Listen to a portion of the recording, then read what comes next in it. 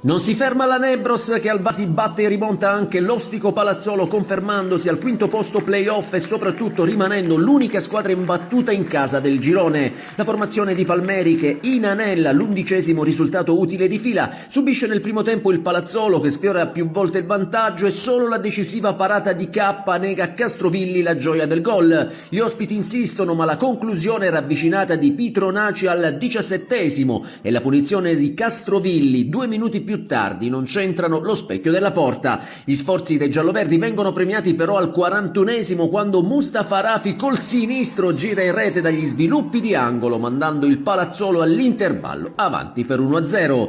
Nella ripresa però la Nebros entra in campo con un piglio diverso e dopo un'azione ospite disinnescata in corner da buon tempo la formazione di casa inizia a spingere sfiorando per 2 volte il pareggio, prima con Trovato il cui tiro è respinto da Martinez e sulla ribattuta a buon tempo spara alto da 0 metri e poi con Di Vite il cui diagonale viene messo in angolo dal portiere. Pareggio che la squadra locale trova però al minuto 56 con una perfetta conclusione di Petrullo che si insacca alla destra di Martinez e vale di fatto l'1-1 il suo primo sigillo in campionato.